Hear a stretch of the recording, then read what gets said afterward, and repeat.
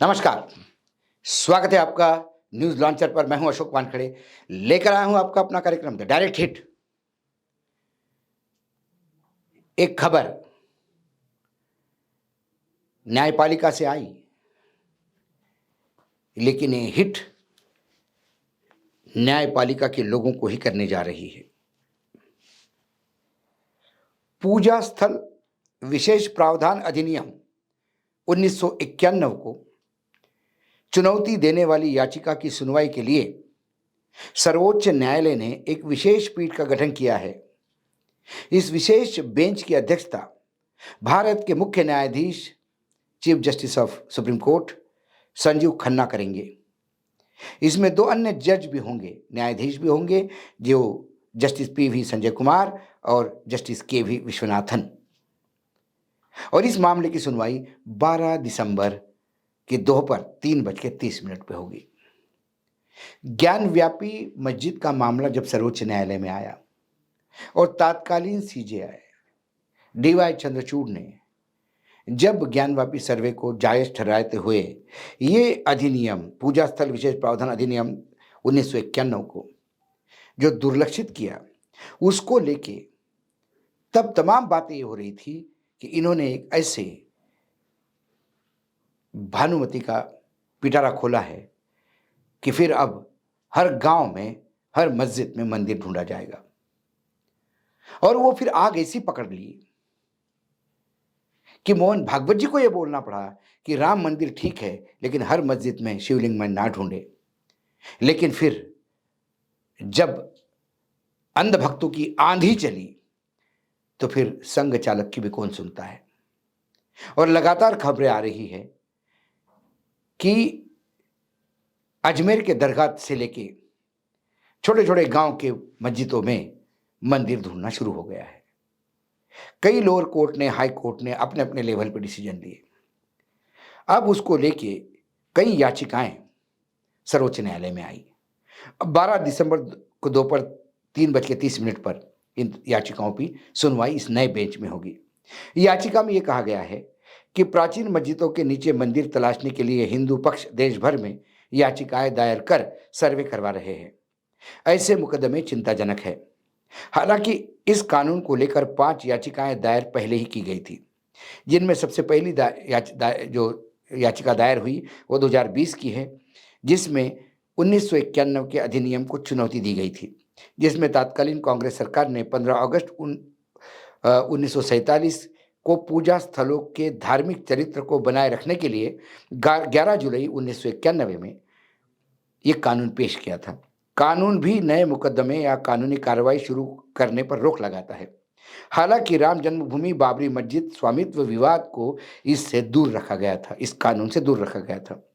भारत की स्वतंत्रता की तारीख तक लंबित था।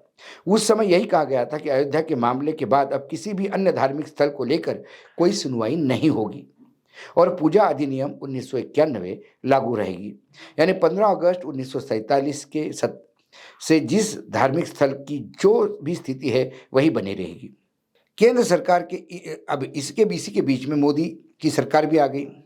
केंद्र सरकार इन सभी याचिकाओं में एक पक्ष है, लेकिन उसने अभी तक अपना जवाब दाखिल नहीं किया। ये रेखांकित करने वाली बात है। मोदी सरकार भी इस याचिका में पक्ष है, लेकिन उन्होंने अभी तक अपना जवाब दाखिल नहीं किया। सॉलिसिटर जनरल तुषार मेहता जुलाई 2023 में इन मामलों में पेश हुए और केंद्र की प्रतिक्रिया दाखिल करने की इच्छा के बारे में अदालत को सूचित किया।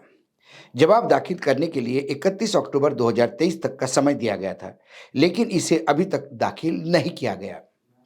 सुप्रीम कोर्ट में दाखिल 5 याचिकाओं में मुख्य याचिका भाजपा नेता वकील अश्विनी कुमार उपाध्याय की है।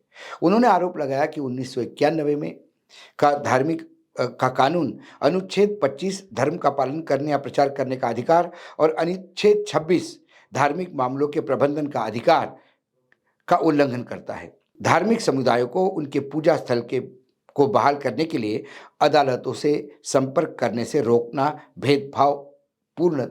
भेदभाव होने की एक बात है, ऐसा उनका कहना है। उन्होंने इस तरह का कानून बनाने की केंद्र की पावर पर भी सवाल उठाया। अन्य याचिकाकर्ताओं में विश्व भद्र पुजारी पुरोहित महासंघ और भाजपा नेता और पूर्व केंद्रीय मंत्री सुब्रमण्यम स्वामी सहित कभी काफी लोग सम्मिलित हैं। अधिवक्ता विष्णु शंकर जैन के माध्यम से स्वामी ने 1991 में के कानून पर इस आधार पर सवाल उठाया कि यह न्यायिक समीक्षा से इनकार करता है जो संविधान की मूल संरचना का हिस्सा है। नागरिकों को उस भूमि को पुनः प्राप्त करने के लिए मुकदमा दायर करने से रोकता है जो भी नष्ट होने से पहले मंदिर था। स्वामी ने अदालत में राम जन्मभूमि बाबरी मस्जिद भूमि के लिए दी गई छूट को काशी विश्वनाथ और मथुरा मंदिरों तक बढ़ाने का आग्रह किया।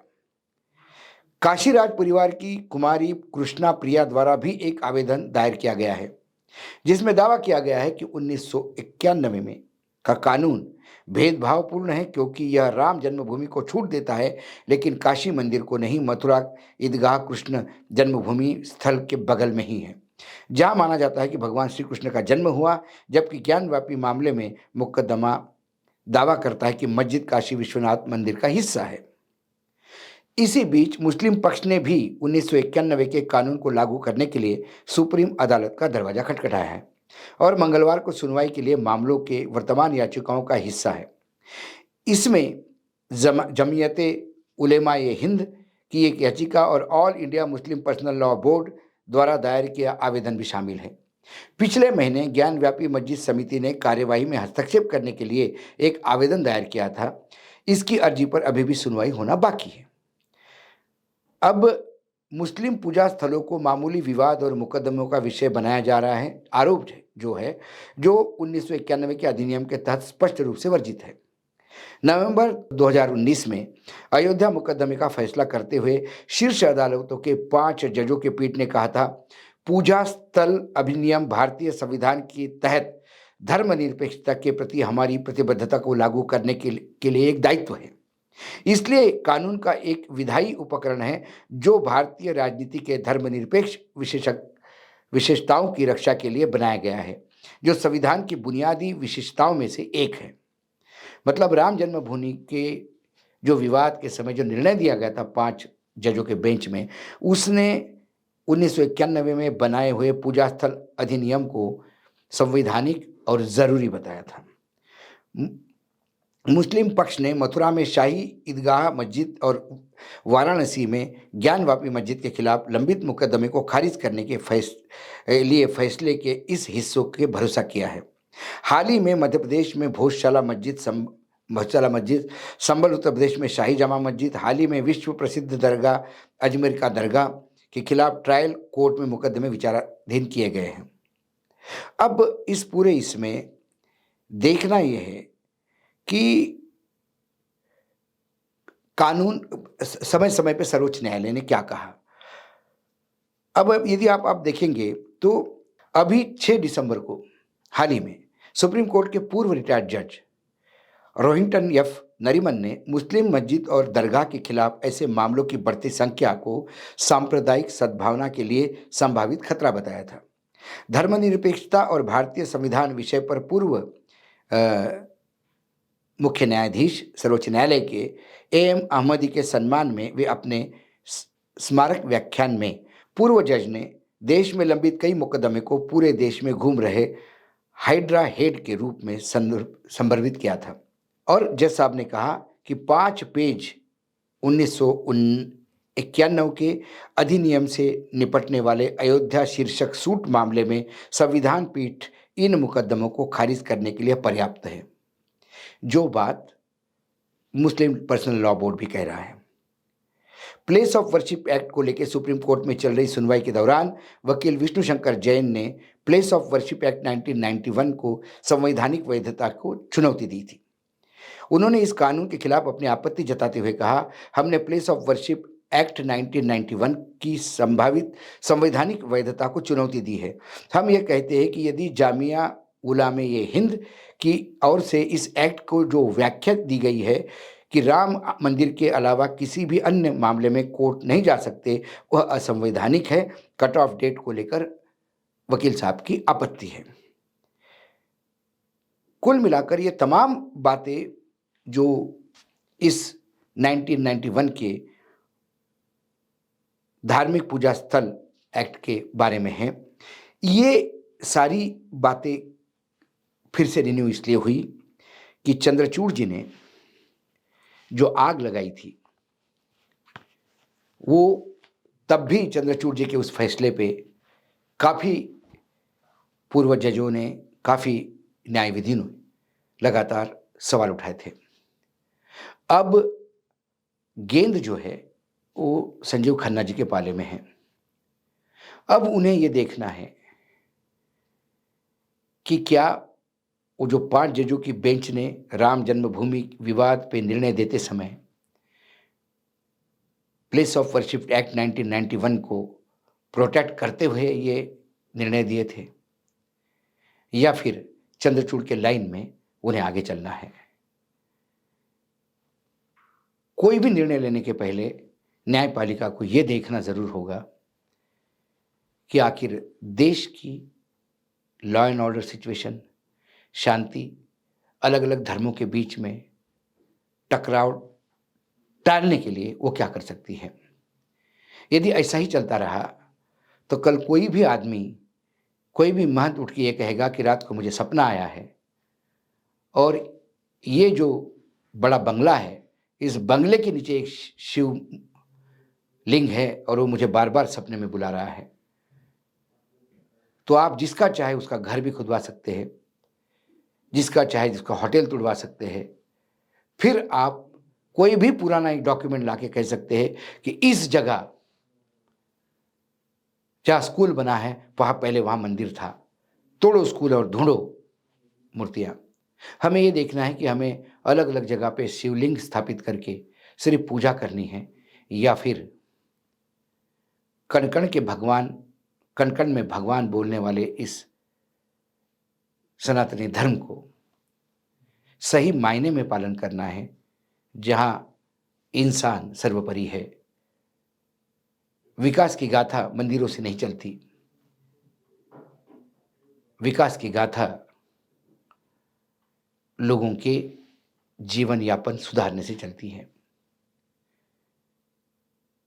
संजीव खन्ना जी ने बेंच स्थापित करके इसको फिर से इसकी व्याख्या फिर से करने के लिए जो डेट मुकर्रर की है, उससे कहीं न कहीं सभी की सांसें रुकी हुई है, क्योंकि उनका निर्णय किस-किस को हिट करेगा, ये पता नहीं।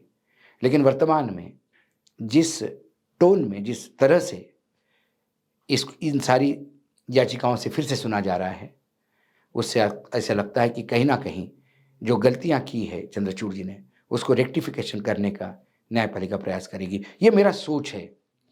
हो सकता है इसके विपरीत भी हो। हो सकता है कि यथास्थिति भी रखा जाए। हो सकता है कि ये डेट पे डेट आगे बढ़ जाए और नए आने वाले चीफ जस्टिस के लिए ये छोड़ा जाए।